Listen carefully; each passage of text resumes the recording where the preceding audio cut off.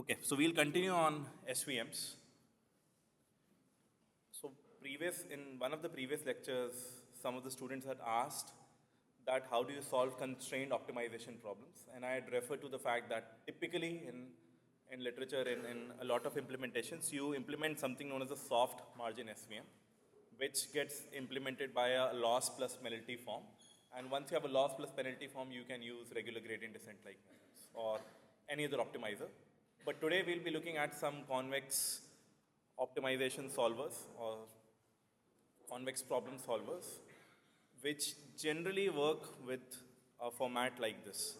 You're trying to minimize a function, which is of this form half x transpose px plus q transpose x subject to inequality and subject to equality constraints. Gx less than equal to h and ax equal to b.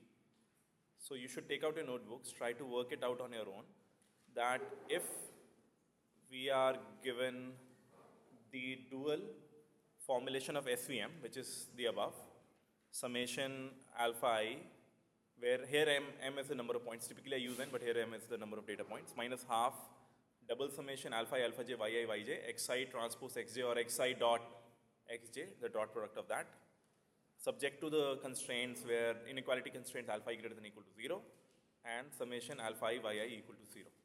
So given this setup, can you work out what P, Q, G, H, A and B are? Some of them would be vectors, some of them would be matrices. Another thing which I would hint here is that look at the shapes of various things that you want. So when you're minimizing half x transpose px plus q transpose x, do you expect this to be a scalar, a vector, a matrix, a tensor? What do you expect it to be? A scalar. X transpose x is, so let's assume x is a d-dimensional feature vector. What is the dimension of x transpose? 1 cross d. What is the dimension of x? It's d cross 1. What is the dimension of p? To give you a scalar, d cross d. So p has to be a d cross d matrix. Q transpose x is again a scalar. X is d rows 1 column. So Q transpose has to be 1 cross d, and Q transpose is therefore d cross 1. Similarly, G, X, H, A, B, first figure out the dimensions and then try and work out from these things that what is P, Q, G, H, A and B. So the X variable in the general formulation, X is the variable which you're optimizing over. In the SVMs, in this dual formulation, what is X? What are you trying to find? What are you trying to optimize over? Alphas, Y's, X, what amongst these three? Alphas, right? So X is equivalent to alpha. That is what the first thing you can note. Let's look at the simplest problem first, maybe start with the inequality constraints. Gx less than equal to h, and here you have alpha I greater than equal to 0. So based on this, can you tell me what is G and H?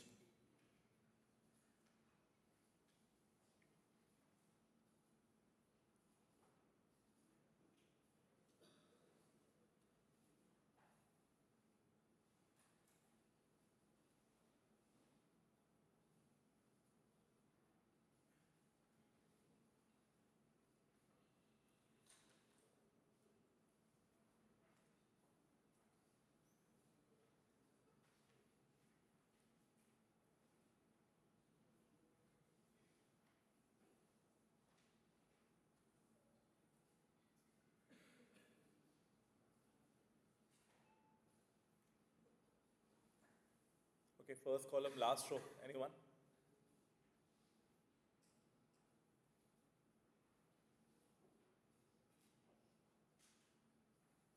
I don't want to call out names because they also go in the recording. So if you can volunteer, otherwise I may have to call out names. What is the value of G and H?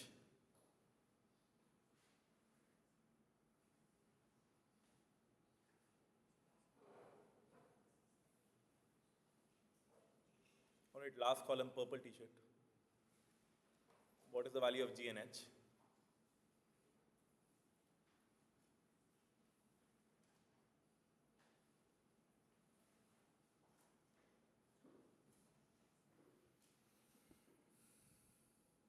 Okay, what is the value of G and H? So you can write alpha I greater than equal to 0 as minus alpha I less than equal to 0. And therefore you get G and H. You will have to be a little careful with the dimensions also, because either you write them in the form of all the scalars, or if you have to write in the vector form, then you'll have to be a little careful whether it's just 1 or it's np dot ones of something. Similarly with H, if it's just 0 or it's a vector of zeros. So by comparing these, we can write that G equal to the minus I and H equal to 0.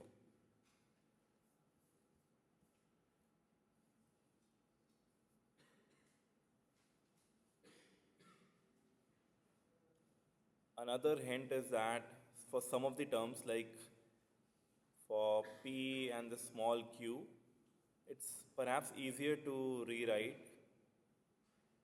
So we had the other thing you'll have to notice that the original formulation for the quadratic program is minimize something, whereas in the dual formulation we have maximization of this objective. So if we have to minimize, we'll have to have half of this thing minus summation alpha I. And what I'm saying is that let's write it as minimize half alpha transpose q alpha plus some E transpose alpha. So I've at least first converted from X to alphas so that it becomes easier to you, subject to Y transpose alpha equal to 0.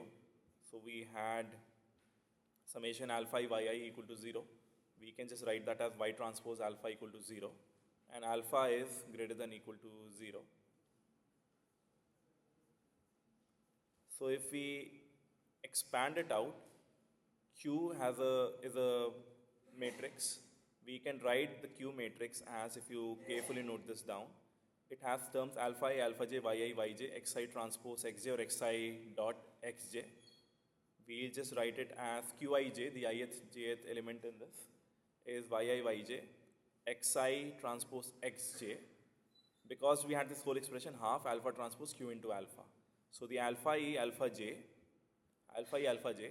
will come from this alpha transpose alpha, and qi jth term is yi, yj, xi transpose xj. Similarly, we have plus q transpose x, which we had now written just as E transpose alpha, but we had told that this maximization, when we convert it to minimization, it's half of this term minus summation alpha I.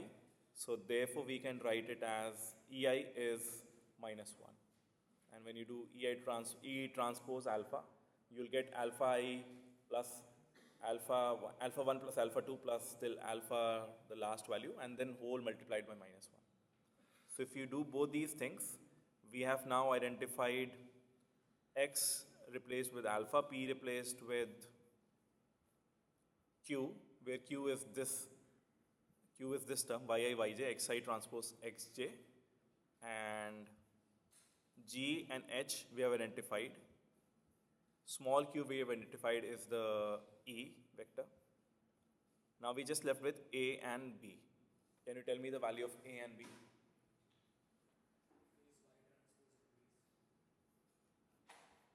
A is y transpose B is 0. Again, you have to think in terms of vectors, not necessarily in terms of scalars.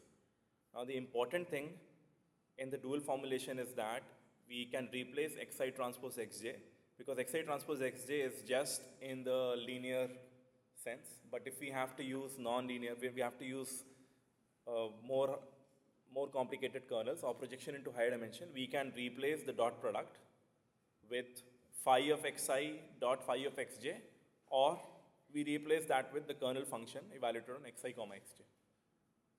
So this is as per what we'd been discussing since in the previous lecture. Our aim is to find some k xi xj kernel function which involves dot products in the low dimensional space, which is equivalent to the projection into the high dimensional space and then doing the dot product. So therefore, we can replace xi transpose xj with the general k of xi comma xj. In this case, it's just a linear kernel. But in general cases, this could be projection of xi and projection of xj and then the dot product. So we can just more generally write it as k. So therefore, now we have written the p, q, g, h, a, and b, all of these values. Once we've written that, I will show you how to then solve it using one such solver known as CVX opt. And before I forget, many of this is borrowed from this excellent blog post from Matthew Blondel. So I've defined the linear kernel, the polynomial kernel, the Gaussian kernel. I'll be just using the linear kernel for this notebook, where the linear kernel is between two vectors and x1 and x2 is just the dot product of those. I create very simple linearly separable data. How many support vectors do you see in this data?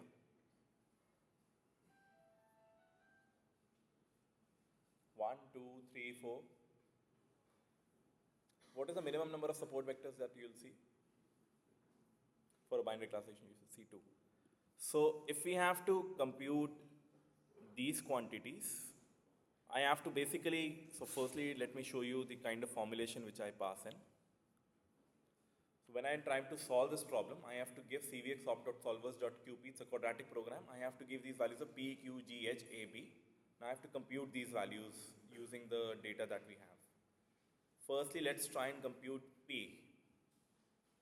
So p is this yi, yj, k of xi comma xj. How do you think I will compute the k function? So whenever I have something like qij, can I write a double for loop and solve this? For I in something, for j in range, the number of data points that we have, and then just evaluate the kernel function over them. So k I'm initializing as num samples. For I in range num samples, for j in range n samples, k of ij equal to kernel xi comma xj. And this kernel function is, in this case, just a linear kernel, but I could have just replaced with any other kernel. So once I found out k, then I can find out p. P is this yi, yj into the kernel matrix. So that we can write more conveniently in code as the outer product of y and y multiplied with k. I will let you figure out exactly what outer will do and how multiplying will k will give you what you want. The next was q. Q is just e and e is just minus 1. Right? So it's a vector of minus 1s of this shape number of samples, corresponding to the number of samples as the number of inequalities, number of constraints.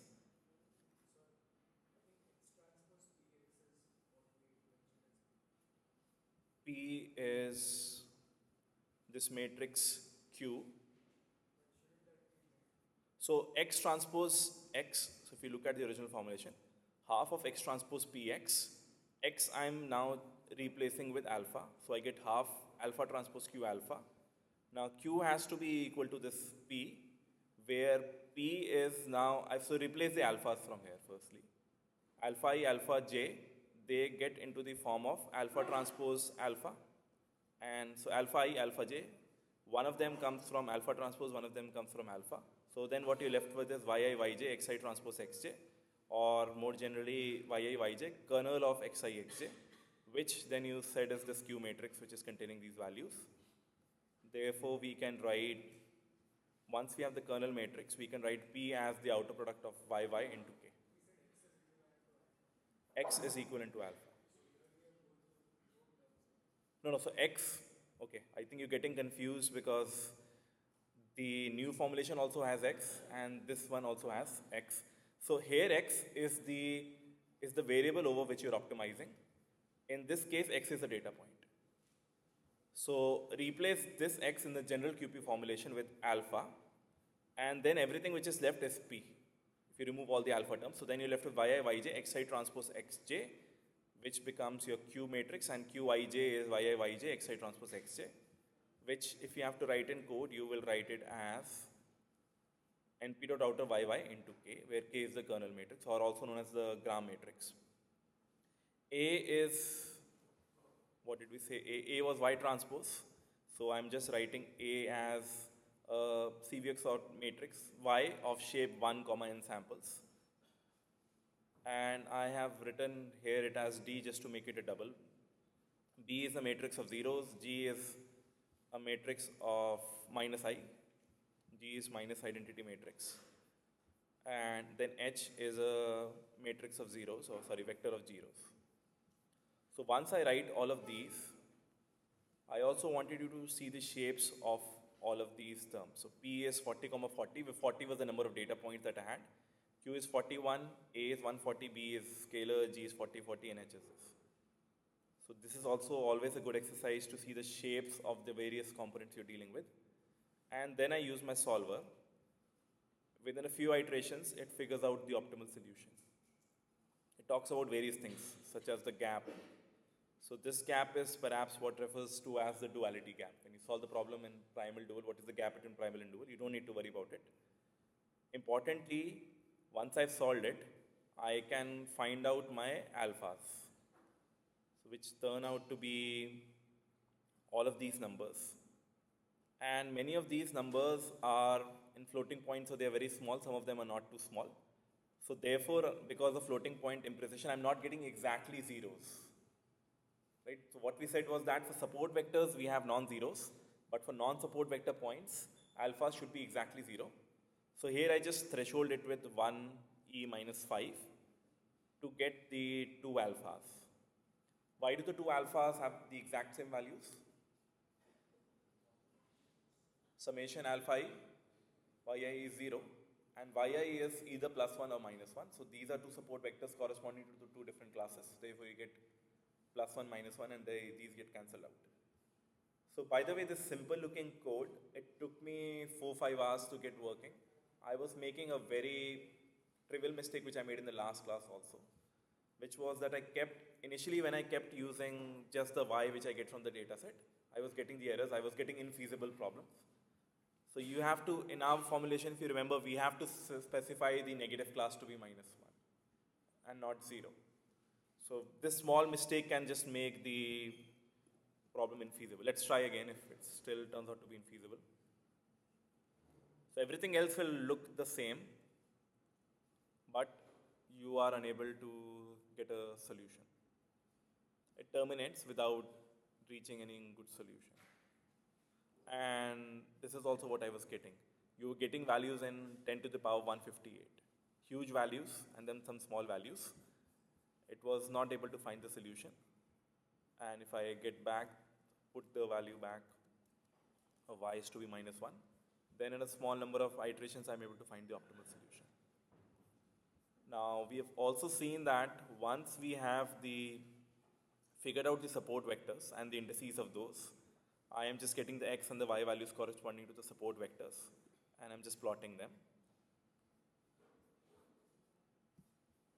Run this again. I get these two as the support vectors, which is as expected. We found out the formula for w, which was summation alpha I, yi, xi. And if we solve that, we get the w vector, and similarly we can get the b vector. We did these things in the previous lecture. And similarly, we can find out the equation of the separating hyperplane, which is wx plus b equal to 0. And then as I showed in the previous class, I can figure out a y. I can figure out a x, and then I can write the equation of y equal to mx plus c in terms of the w's, the b's, and w0, w1. And similarly for the other margin also, I add a plus 1 and a minus 1. If I do that, I can get these plots. So what we saw in the previous lecture was just use sklearn. Today we have shown the same thing using the constrained optimization tools like CVXOpt, where we have to firstly write the problem in the general terms, which is half x transpose px plus q transpose x, gx less than equal to h, ax equal to b. I also wanted to show another solver, which is CVXPy, where we can write the constraints in a much more naturally looking form. So we import CVX pi as CP, we create alpha vector, which is n sample size. I put the inequality constraints alpha greater than or equal to 0. I put the equality constraints, summation alpha I yi has to be equal to 0. I put the overall constraints to be the sum of these two constraints or just both these constraints.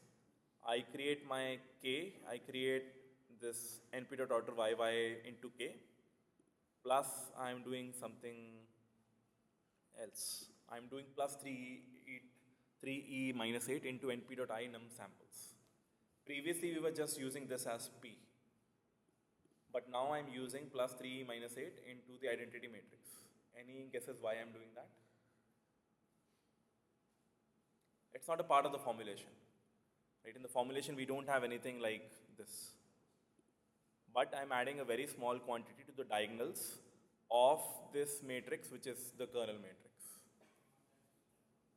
Sorry? Non?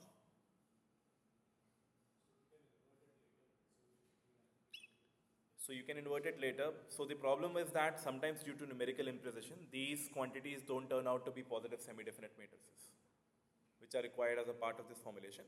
If you just make it more regularized by adding some small constant to the diagonals. And then you can very conveniently here write the objective to be the maximization of summation alpha minus half into this cp dot chord form of alpha into p numpy. So this chord form of alpha p is alpha transpose p alpha. So they provide you certain routines, and you don't necessarily need to write minimization, you can write maximization also. I then just wrote this code and I solved it. A few things, again, because of numerical imprecision, we are not getting the perfect answer as of yet. So this is up to you as an exercise if you want to solve it, to figure out what needs to change in the code so that all the alpha i's are greater than or equal to 0 and you are able to get the support vectors. So I leave it here. I want to now come back to CVX opt implementation where we have to write in this form, in the form of x transpose px plus q transpose x, gx less than or equal to h, ax equal to b. So we have already now looked at the dual form where it seems reasonably easy. Let's try and solve it in the primal form now. So firstly, we need to go to the primal form and look at the optimization that we have.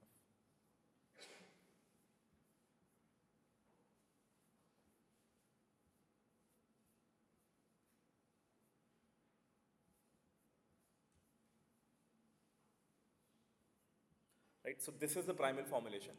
Minimize half the magnitude of the w vector squared subject to yi wxi plus b greater than or equal to 1 for all I.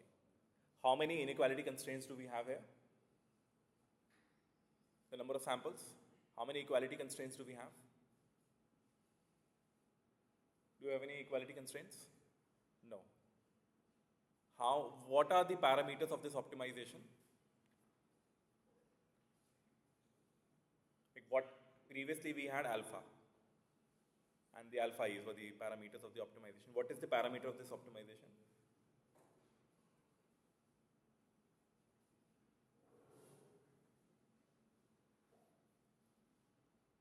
Okay, second row here.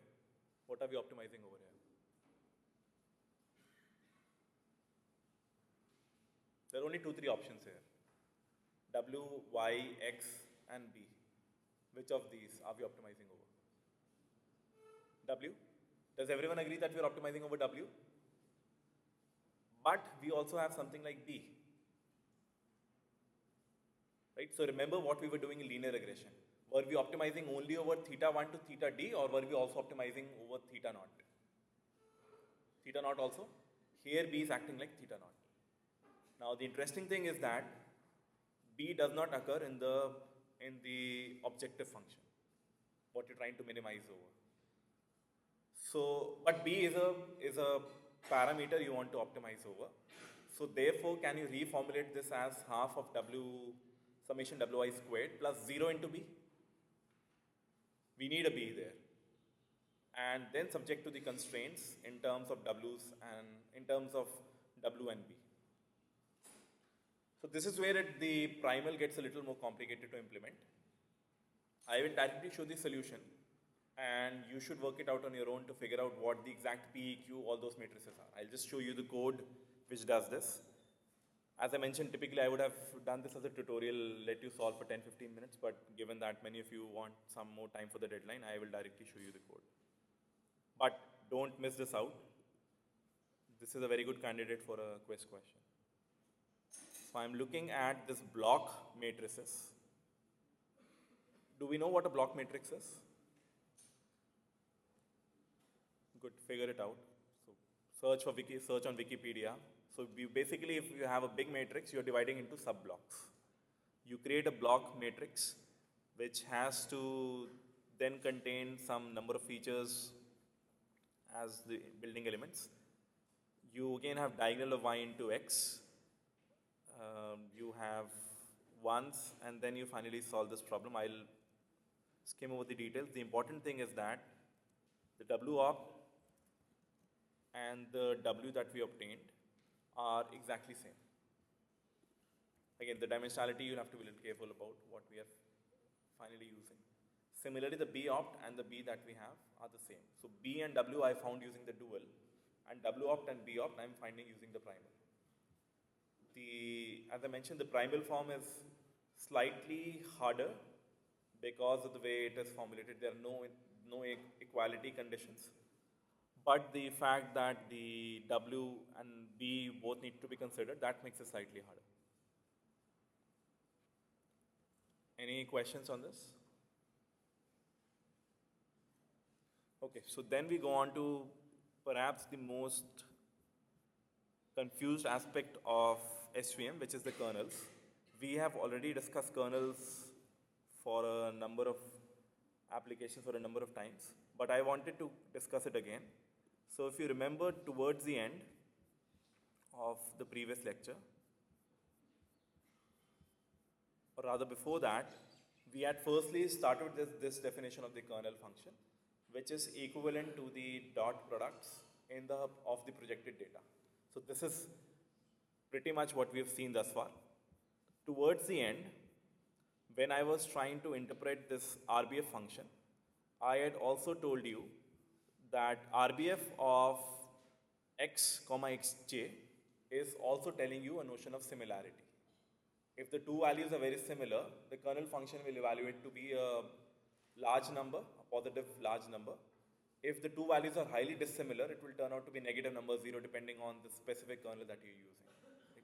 So in general, as the similarity of the data point increases, the kernel function evaluates to a larger number. So this makes a lot of intuitive sense for RBF-like kernel, which we can very clearly see. But we can use kernels as, we can also represent, like this, one of the other significance of kernels is that they can encode similarity. Not just for the RBF kernel, but for all kernels. And this is what I want to discuss presently in today's lecture. How it will encode similarity. So we have a linear kernel, which is the same np.x1, x2. You have polynomial kernel xy raised to power p, refers to the dot product in the lower dimensional space. So again, see the definitions of the kernel. They do a dot product in the lower dimensional space. At least in linear polynomial, it's very clear. We discussed in the previous lecture how even the Gaussian kernel in the RBF kernel, we can see, once we expand it out, that it's still doing the dot products in the lower dimensional space. Now, I will pick up my x point. Let's assume this is my support vector point in one-dimensional space. It's just a one-dimensional point. So its value is 1.0. Let me test over minus 5, 500. So what I'm trying to do is evaluate the dot product between x point and x test, where x test is now varying from minus 5 to 5. But instead of doing the dot product naively, I'm thinking of projecting into high dimensional space where the data may be linearly separable, or instead just use the kernel function. So I write my x test as lin space between minus 500 points. My x support vector is, let's say, 1.0. So I evaluate my linear points, my polynomial point, Gaussian points by looking at the pairwise function evaluation. So xi is belonging to x test, we are varying over it, and then we are evaluating the linear kernel over them. So now, take out your notebooks, try and tell me how if I run this code, what kind of a plot will you get? Try this in your notebooks. At least draw this for linear and polynomial. We'll come to RBF after that. Or at least do this for linear. The definition of linear kernel is just the dot product.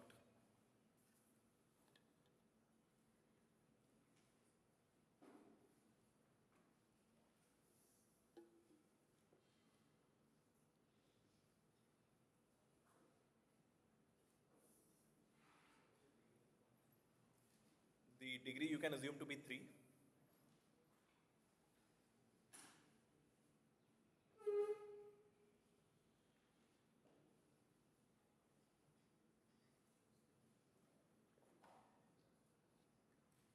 So if you do this exercise, you'll get a much better sense of how the dual works, why we introduce the kernel trick, why certain kernels you can assume to be non-parametric, why certain are parametric. All these questions you'll get much better answers to. Why SVM is very similar to KNN.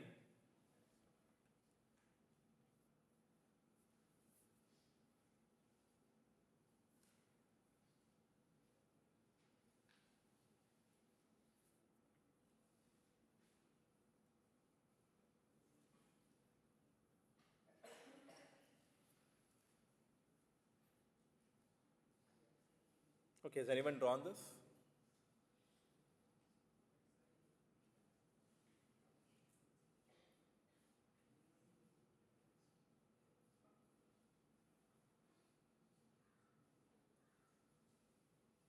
Okay, so everyone stop.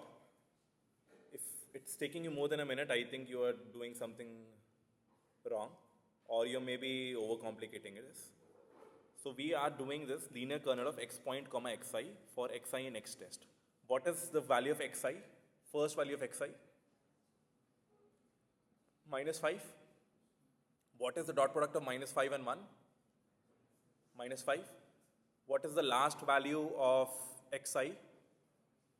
5. What is the dot product of 5 and 1? 5. In between, will you get a line? So therefore, will this plot be on the x-axis, it is going from -5 to 5. On the y-axis also it's going from -5 to 5. Right? Do you expect to see something like this? Now, how is this thing encoding similarity?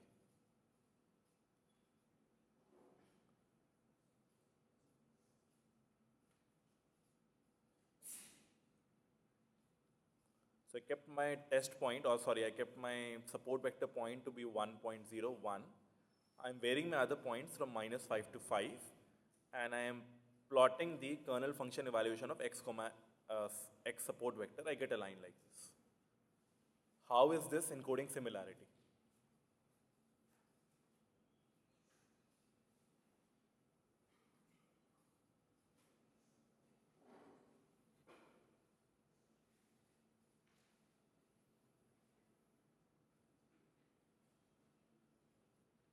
Okay, what is the lowest value of this function that you're getting over the input domain? -5. Are -5 and 1 similar? Or are they dissimilar? Are 1 and 1 similar? So you'd expect for 1 comma 1, the value of the kernel evaluation to be greater than the kernel evaluation for -5 and 1. -5 and 1 are different. They're very far, and 1 and 1 are very similar.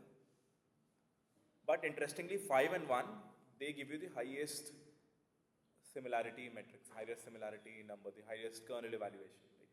So this is one way in which the linear kernel is limited. So think of this as it decides that everything on the right side of 1, it's very similar, it's very close to my x support vector. Everything on the other side of 0, it's dissimilar. And as you're going away on the negative side, it becomes further and further away. The similarity notion reduces further. Right? So this was with respect to the linear kernel, now forget about the polynomial, it's hard to get the polynomial shape. Can you think of similarly what you will get with respect to the Gaussian kernel? You can just choose any value of gamma. I want you to make a plot. And all of you already know how a Gaussian 1D plot looks like.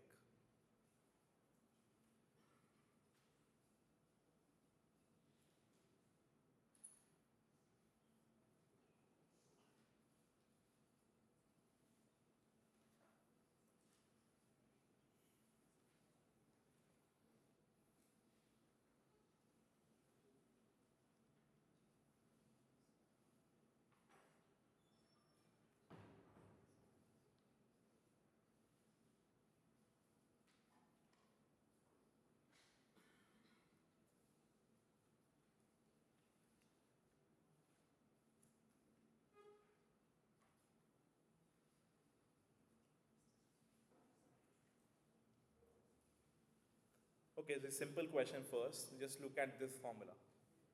If x and y are the same, what does this evaluate to? And assume x and y to be scalars. What does this function evaluate to? Sorry? So, e to the power minus gamma into the norm of 0 minus 0. Norm of 0 minus 0 is 0. E to the power minus gamma into 0 gives you e to the power 0, which is 1. So if x and y are exactly the same point, this function evaluates to 1. So that is the maximum value that you'll get out of this function. If x and y are very far away from each other, you'll start getting different values, which is just the Gaussian distribution. So does this make sense? That at x equal to 1, this point corresponds to x equal to 1, the similarity between 1 and 1 is the highest. So therefore the kernel function between x and x support vector will be peaking at x equal to 1. If you move away from x equal to 1 in either direction, because of the Gaussian distribution nature, the similarity will drop. Does this make sense? We are trying to tell how similar a point x is to my point x support vector. If I'm very close to it, in the case of Gaussian kernel, if I'm exactly at the same point, I get the kernel function evaluation to be 1, or telling me the similarity is the highest possible. If I move away in either direction, I get the similarity is reducing. Now I have drawn this for one particular value of gamma. Now tell me what will happen if I increase the gamma. Everything else remaining the same. Can you make the plot for, let's say, gamma equal to 1 and gamma equal to 4? Just on a rough scale. I don't want it to be accurate. Can you do that in your notebooks? When you do make such plots, be careful about the y-axis, its limits, the x-axis, its limits. Also maybe draw a vertical line at x equal to 1, so that you know the point of symmetry.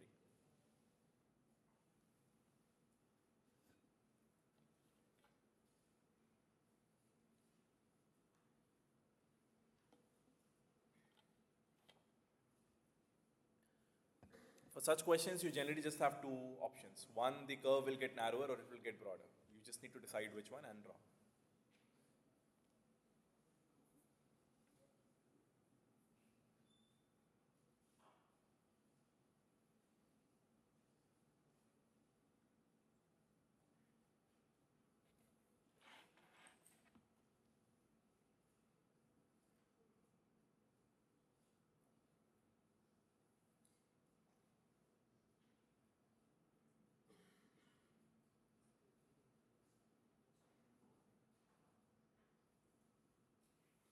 Okay, has anyone made the plot?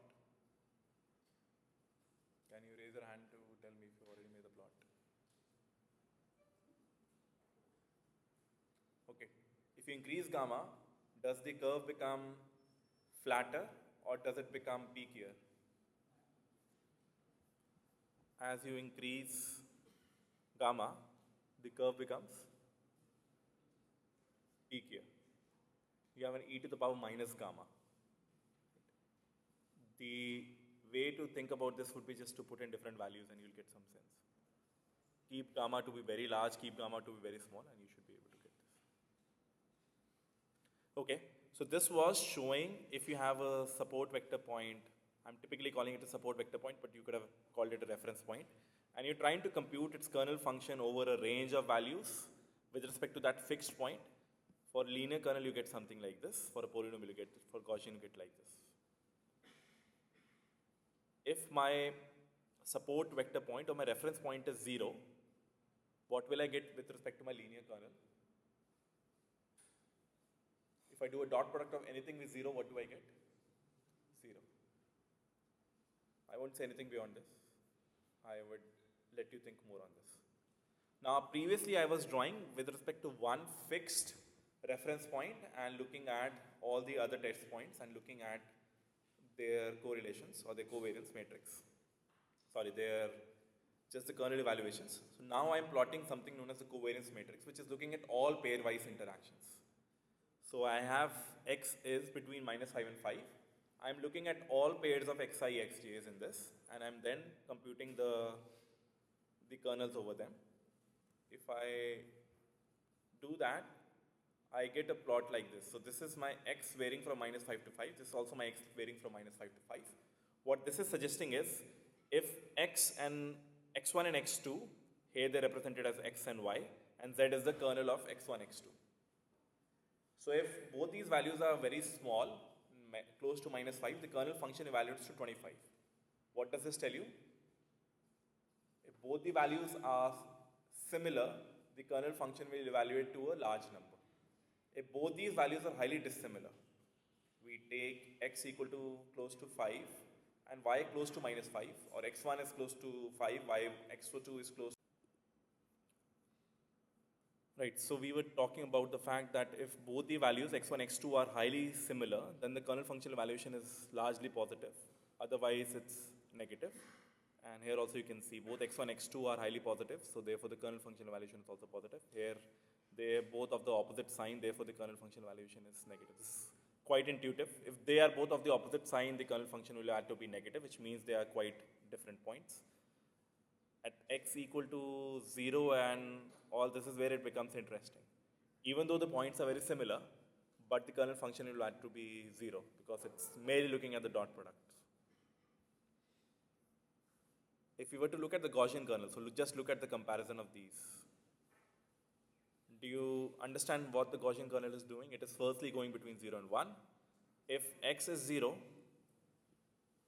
if x1 is 0, then for x2 also close to 0, I'll get high values. For x2 greater than 0, if it goes very far from 0, if it goes on either side, the value will be negative. Will be a small number. So therefore, all it's saying is that let's pick up x equal to 0, x1 equal to 0. For x2 equal to -4, the kernel function will add to it to be 0. Close to 0, it is writing 926 micro, so 10 to the power -6. Only in the vicinity when x1 and x2 are similar, only then the kernel function will evaluate to something positive. Right? So therefore, it's encoding a notion of similarity. For Gaussian kernel, it's very trivial to see. For linear kernel, to some extent we can see, but linear kernel also gives you certain limitations. Like 0 and 0 are very close, but the linear kernel will have to evaluate to 0 only.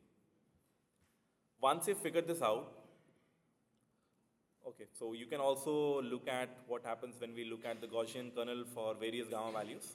And this is also showing how the covariance matrix is showing a lot of zeros. It's sparser, so it will only have correlations between the points which are very close to each other. Otherwise, they'll be almost 0.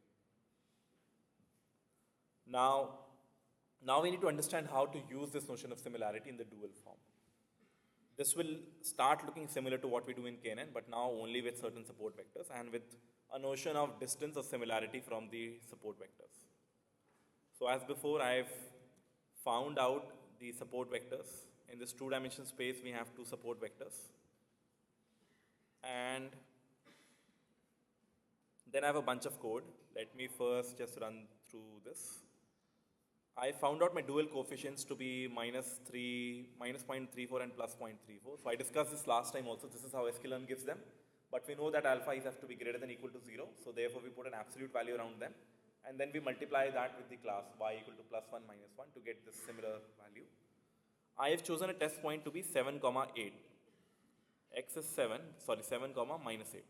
So x is 7, y is minus 8, something around this. Do you expect this to be predicted to be brown or blue? How many say blue? How many say brown?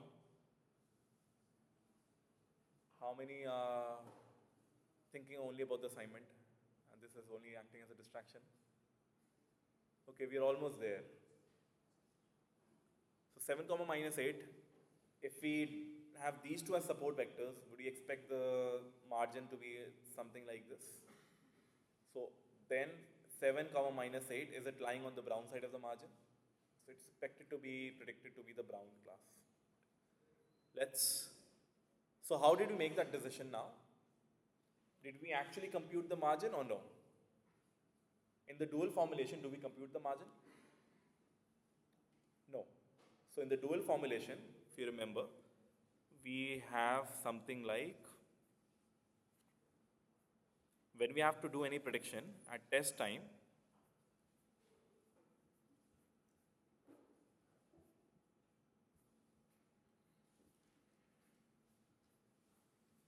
we say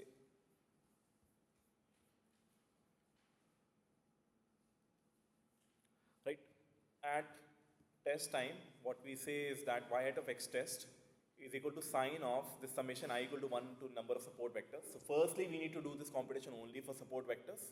In our case, we just have 2 support vectors. So while we had 40 data points, 100 data points, we just need to do this over 2 points, alpha j, yj, xj dot x test. So x test is given to us where we want to evaluate. B is the intercept term. Alpha j, yj, xj we know. So alpha j is the alpha coefficient for the j, sorry, this should have been I. Alpha I, yi, xi. Yi is either plus 1 or minus 1. And xi is this ith support vector.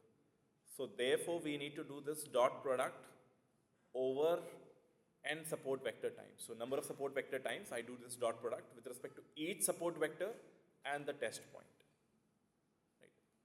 We have said that we can also replace this with a kernel evaluated over, instead of xi comma xi dot x test or phi of xi dot phi of x test, I will write it as k of xi comma x test. So now just a few minutes back, I said that k of xi comma x test is telling you what? The similarity between xi and x test. So therefore, what we're now saying is that for any new point, I am looking at how similar it is to this point and how similar it is to blue point. If it is more similar to, in this trivial case, you just have 2 points. If the test point is more similar to the brown support vector, our prediction would be brown. If it is more similar to the blue support vector, our prediction would be blue. That is what it boils down to. So similar to KNN in that way. But here the similarity is defined via the kernel function. So why don't you do this exercise in your notebooks? You have 2 support vectors, 7.2 minus 4 minus, just write it this as it's a 7 minus 5 and 6.5 and minus 7. You have 2 support vectors. Can you do the dot product with the test point, which is 7 comma minus 8? Can you just do the dot product and tell me what you get? How do we get the B in the dual? So we get the B via this calculation. So B is, you do it this way. I mean, W you can write it as whatever by the kernel functions. Sorry, this is the primal, but here also you can write the W as the, so you don't express W in form of phi of xi phi j, but you just replace W to be in this form. We just write W to be this thing. Anyway, coming back to the question, you have 2 vectors, let's write this as 7 and minus 5 and 6.5 and minus 7. Can you tell me the dot products of both of these with vectors with respect to 7 comma minus 8? And what does that tell you? Sorry? 99 and 101.1 something, okay. Which of them is a higher number? Whichever dot product evaluates to be a bigger number will turn out to be the vector of whose class you'll assign this test point to. So therefore, I'll show you all the calculations. Firstly, the product. The test point is 7 comma minus 8. Our zeroth support vector is 7.27 and minus 5. Our alpha 0 is 0.34. Our alpha 1 is also 0.34 only. Our y point corresponding to the support vector point is minus 1.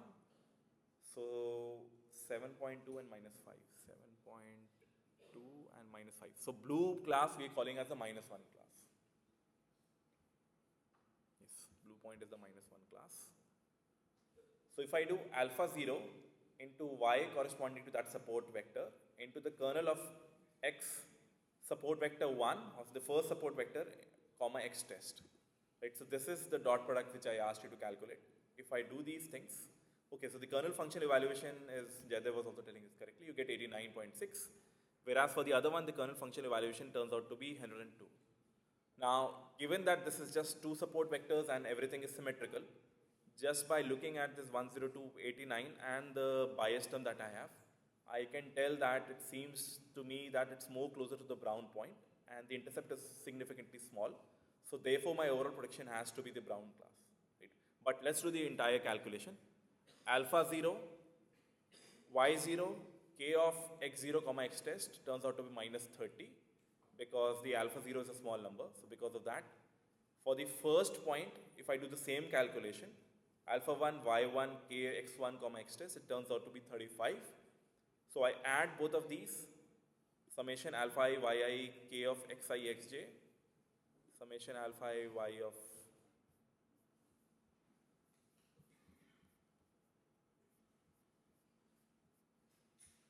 so we had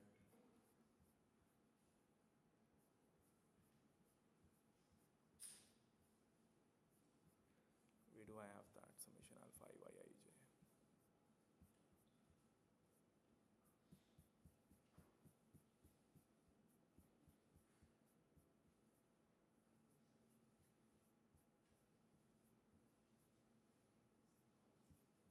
Right, something like this we had done. No, not this one. At the time of test, right? So at the time of test, we do the sign of alpha I, yi, xi dot x test, and I do the summation.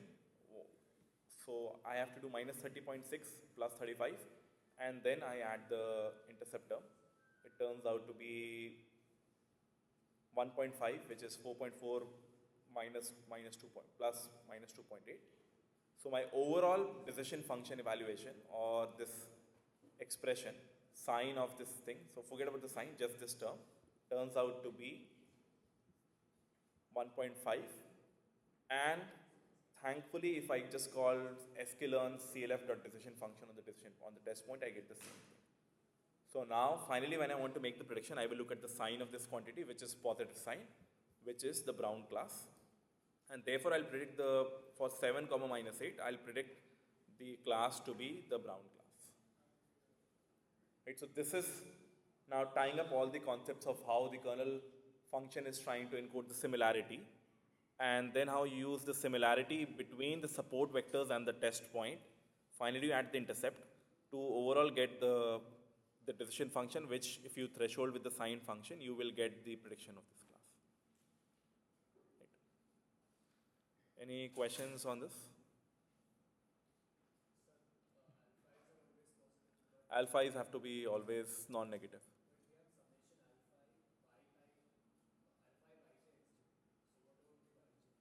So yj is either plus 1 or minus 1. The sign of, if yi is minus 1, then sign of what will flip? So in this case, if you notice, the dot product is positive. In both the cases, the dot product is positive. In the first case, yi is minus 1. In the second case, yi is plus 1. So therefore, summation alpha I, yi, k of xi, xj turns out to be 35, positive number. In the first case, because it's a blue point, blue support vector point, yi is minus 1, and all of this entire quantity turns out to be minus 30.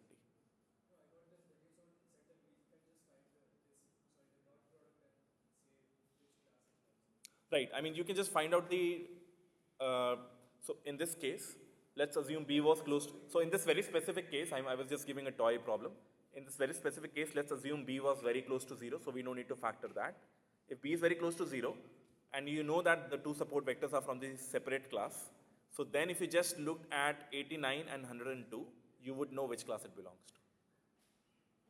Because the alpha 0 and alpha 1 have to be the same. And they are just plus 1 and minus 1. When we have two support vectors and this very trivial case where B is almost close to 0. If B was a different quantity, you'd have to consider that. Okay. Any other questions? If you have higher dimensions or if you have higher number of support vectors. Yeah, you can't directly say this. You'll have to do this calculation. Similarity is one of the aspects of the overall calculation.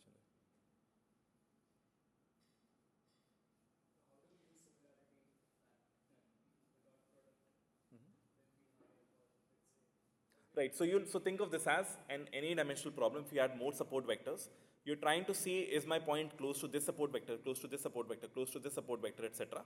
And there is a weighing function also. That weighing function is coming from alpha I, yi.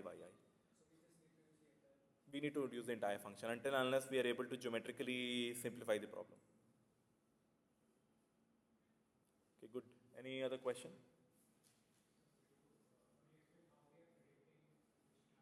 Right.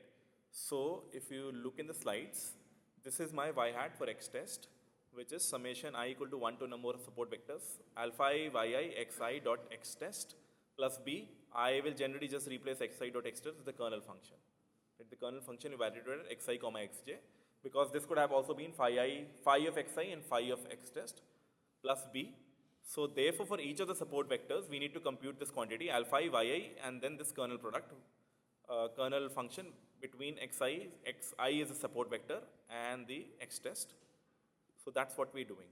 For the first support vector, alpha, which was 0.34, the y value, which was either plus 1 or minus 1, in this case minus 1, and then the kernel function between the support vector, the first support vector and my x test, which turns out to be 89.6. So therefore, this calculation for the first support vector is minus 30. For the second support vector is 35. I add my b value, which is my intercept term. It turns out to be 1.5.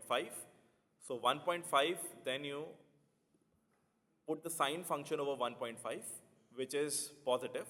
So therefore, the prediction of this is the plus 1 class. Okay, any other question? Okay, thank you.